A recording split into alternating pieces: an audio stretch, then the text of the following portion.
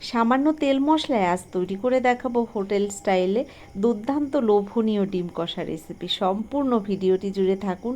কি করে এই রান্নাটা করলাম সঙ্গে থাকুন, আশা করছি আপনাদের ভালো লাগবে। চলুন তাহলে দেখে নিন।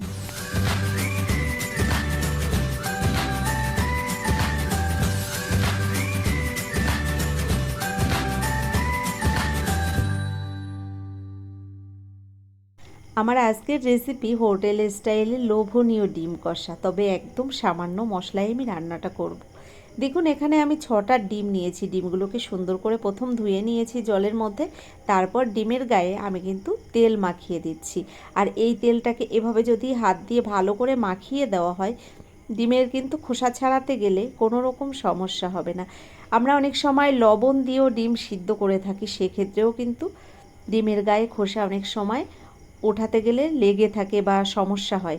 তো এভাবে যদি আপনারা আমার কথা বিশ্বাস করে একবার ডিম সিদ্ধ করে থাকেন, আমি কথা দিলাম এভাবে কিন্তু কোনো রকম ডিমের গায়ে খোসা লেগে থাকবে না। ওঠাতে গেলে কিন্তু কোনো রকম ডিম ভেঙে যাবে না। দেখুন, আপনাদের দেখিয়ে দিলাম ডিমগুলো সুন্দর করে আমি সিদ্ধ করে নামিয়ে নিয়েছি। ভালো করে ঠান্ডা জলের মধ্যে রেখে আমি ডিমগুলোকে ঠান্ডা করে নিয়েছি। এবার খোসাটাকে সুন্দর করে তুলে নেব। নমস্কার বন্ধুরা, কেমন আছেন সবাই? নিশ্চয়ই সবাই ভালো আছেন, আমিও ভালো আছি। টিয়া রান্নাঘর থেকে আমি তন্দ্রা আজ নিয়ে এলাম হোটেল স্টাইলে লোভনীয় ডিম কষা রেসিপি নিয়ে। সঙ্গে থাকুন, দেখতে থাকুন, আশা করছি আপনাদের ভীষণ ভালো লাগবে। দেখুন, এখানে ডিমগুলো তো সিদ্ধ করে নিয়েছি, আর সুন্দর করে আমি এভাবে খোসাগুলোকে তুলে নিচ্ছি। দেখুন, ডিমগুলো এক এক করে খোসা তুলে নিয়ে আমি ভালো করে পরিষ্কার জলে ধুয়ে তারপর কিন্তু আপনাদের দেখাবো রান্নাটা করে। এখানে দেখুন, ডিমগুলো সব খোসা ছাড়িয়ে নিয়েছি। আর ডিমের গায়ে কিন্তু হালকা একটা পর্দা থাকে, সেটাও ভালো করে আমি ধুয়ে পরিষ্কার করে নিলাম। এবার ডিমগুলোর গায়ে একটু কাট লাগিয়ে দিচ্ছি, তাহলে মশলাটা বেশ ভালো ডিমের ভেতরে ঢুকে যাবে। দেখুন, এভাবে একটা ছুরি দিয়ে সুন্দর করে আমি ডিমগুলোকে কাট লাগিয়ে দিচ্ছি। এক এক করে সব ডিমগুলো এভাবে আমি একটু কাট লাগিয়ে দিচ্ছি। আমরা অনেক সময় বাড়িতে ডিম কষা রান্না করলেও ঠিক হোটেলের মতো সেই তেলে একটা ব্যাপার কিন্তু রান্নার মধ্যে আসে না।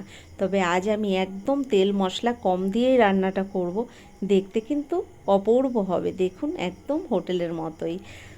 এখানে ডিমগুলোকে ভালো করে খোসা ছাড়িয়ে কাট লাগিয়ে আমি তারপর লবণ হলুদটা দিয়ে দিলাম।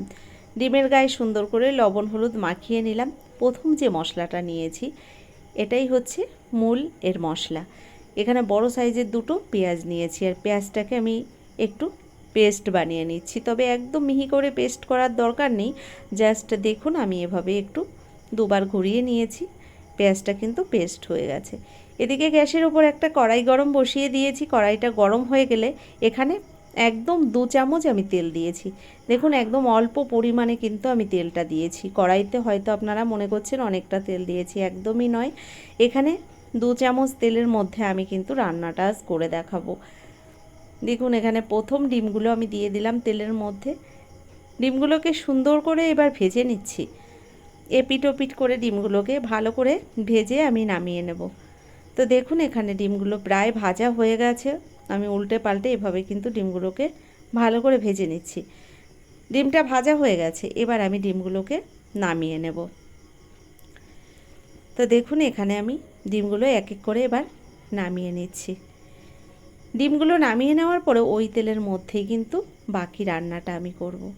কড়াইতে যে তেল রয়েছে, এই তেলের মধ্যে আমি কিছুটা গোটা জিরে ফোড়ন দিয়ে দিলাম। সঙ্গে দিয়ে দিলাম গোটা গরম মশলা, ওই দারচিনি, এলাচ আর লবঙ্গ অল্প পরিমাণেই দিয়েছি। সঙ্গে দিয়েছি একটা তেজপাতা। ফোড়নটা একটু ভেজে নিয়ে এর মধ্যে আমি পেঁয়াজ বাটাটা দিয়ে দিলাম। তবে গ্যাসের ফ্লেমটাকে একটু বাড়িয়ে দিয়েছিলাম, মশলাটা আমি একবারে ঢেলে দিতে পারিনি। দেখুন, এখানে আমি পরে মিক্সির বাটিটা অল্প একটু জল দিয়ে দিলাম এই তেলের মধ্যে। এবার পেঁয়াজটাকে সুন্দর করে প্রথম আমি কষিয়ে নেব। মশলার সঙ্গে পেঁয়াজটাকে ভালো করে কষিয়ে নিয়ে বাকি মশলাগুলো এর মধ্যে অ্যাড করে দেব। তো এভাবে কিছুক্ষণ আমি এই পেঁয়াজটাকে কষিয়ে নেওয়ার পরে জলটা কিন্তু অনেকটাই মরে গেছে। এবার দিয়ে দিলাম স্বাদ অনুযায়ী লবণ আর হলুদ। এর সঙ্গে দিয়ে দিলাম হাফ চামচ পরিমাণে লাল লঙ্কার গুঁড়ো। লঙ্কার গুঁড়োটাও দিয়ে দিলাম। এবার দিয়ে দিচ্ছি জল। তো এখানে হাফ বাটি পরিমাণে আমি জল দিয়ে দিলাম। এবার মশলাটাকে কিন্তু সুন্দর করে গ্যাসের ফ্লেমটাকে লো ফ্লেমে রেখে কষিয়ে নিতে হবে। দেখুন এভাবে আমি বেশ কিছুটা সময় ধরে পেঁয়াজ আর মশলাগুলোকে সুন্দর করে কষিয়ে নিচ্ছি। দেখুন এখানে মশলার পরিমাণ কিন্তু আমি একদম অল্প করেই ব্যবহার করব, তবে রান্নাটা কিন্তু সত্যি ভীষণ লোভনীয় হবে। এখানে দেখুন 1 চামচের 4 ভাগের 1 ভাগ দিয়েছি রসুন বাটা, 1 চামচের 3 ভাগের 1 ভাগ দিলাম আমি আদা বাটা। এবার আদা রসুনটাকে ভালো করে মিশিয়ে দিলাম পেঁয়াজের সঙ্গে। এভাবে মাঝে মাঝে জল দিয়ে দিয়ে মশলাটাকে সুন্দর করে কষিয়ে নিতে হবে। আমি আবারও মিক্সির বাটিটা ধুয়ে একটু জল দিয়ে দিলাম। এভাবে কিন্তু জল শুকিয়ে গেলে অল্প অল্প জল দিয়ে মশলাটাকে সুন্দর করে কষিয়ে নিতে হবে। এবার দিয়ে দিলাম এখানে 1/2 চামচের থেকে একটু কম রয়েছে ঝাল লঙ্কার গুঁড়ো, আর 1 চামচের 3 ভাগের 1 ভাগ করে দিয়েছি আমি জিরের গুঁড়ো আর ধনিয়া গুঁড়ো। সঙ্গে আবারও জল দিয়ে দিলাম। মশলাটাকে এভাবে কষিয়ে নিতে হবে, কড়াইয়ের নিচেতে ধরে না যায়, তার জন্য এই জলটা দিয়ে দিয়েই কিন্তু আমি মশলাটাকে কষিয়ে নিচ্ছি। দিয়ে দিলাম 2টো কাঁচা লঙ্কা। এখানে কিন্তু কোনো রকমে আমি আর তেল ব্যবহার করিনি, আপনারা দেখে বুঝতে পারছেন। তো বন্ধুরা দেখুন এখানে কিন্তু মশলাটা আস্তে আস্তে কষানো হয়ে যাচ্ছে, আর আমি কিন্তু মাঝে মাঝেই অল্প পরিমাণে জল দিয়ে কিছুটা সময় ধরে এভাবে মশলাটাকে কষিয়ে নিয়েছি।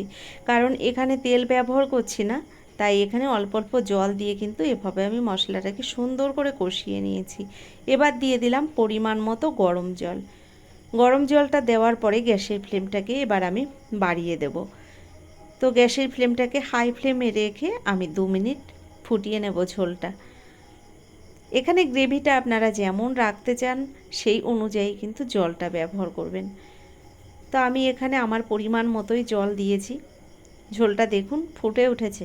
তো এভাবে আমি 2 মিনিট মতো ঝোলটাকে ফুটিয়ে নিয়ে দিয়ে দিলাম ভেজে রাখা ডিমগুলো। ডিমগুলো দেওয়ার পরে ভালো করে এভাবে একটু নেড়ে চেড়ে কিছুক্ষণ রান্না করে নেব। আর এর মধ্যে যে তেজপাতাটা দিয়েছিলাম এটা আমি তুলে ফেলে দিচ্ছি, কারণ তেজপাতাটা আমার রান্নার মধ্যে থাকলে যেন অস্বস্তি লাগে। তো এগুলোকে আমি তুলে ফেলে দিলাম। গ্যাসের ফ্লেমটাকে হাই ফ্লেমে রেখেছি। এভাবে আরও 2-3 মিনিট আমি রান্নাটা করে নিচ্ছি। দেখুন আস্তে আস্তে বুঝতে পারবেন রান্না কিন্তু প্রায় আমার হয়ে গেছে। এবার এর মধ্যে দিয়ে দিচ্ছি আমি অল্প পরিমাণে একটু গরম মশলা গুঁড়ো। গরম মশলা গুঁড়োটাকে দেওয়ার পরে এভাবে মিশিয়ে নিলাম, আর এভাবে আমি আরও 1 মিনিট মতো রান্না করে নেব। এবার নামিয়ে নেওয়ার আগে দিয়ে দিচ্ছি একটু ধনেপাতা কুচি। একদম অল্প পরিমাণে আমি ধনেপাতা কুচিটা এখানে ব্যবহার করেছি। দেখুন ভালো করে নেড়েচেড়ে ধনেপাতা কুচিটাকেও মিশিয়ে নিলাম। তো বন্ধুরা কেমন লাগলো আমার এই হোটেল স্টাইলে ডিম কষা রেসিপিটি? অবশ্যই সেটা লিখে আমাকে জানাবেন। যদি আমার এই ভিডিওটি ভালো লেগে থাকে, এখনও একটা লাইক দিতে ভুলে গেছেন, একটা লাইক দিয়ে যারা এখনও চ্যানেলটিকে সাবস্ক্রাইব করেননি অবশ্যই অনুরোধ করব আপনারা চ্যানেলটিকে সাবস্ক্রাইব করে আমার ভিডিওর পাশে থাকা বেল আইকনটি ক্লিক করে নোটিফিকেশানটা অল করে দেবেন। বন্ধুরা দেখুন আমার ডিম কষা পুরোপুরি রেডি হয়ে গেছে। তো এবার আমি নামিয়ে নেব।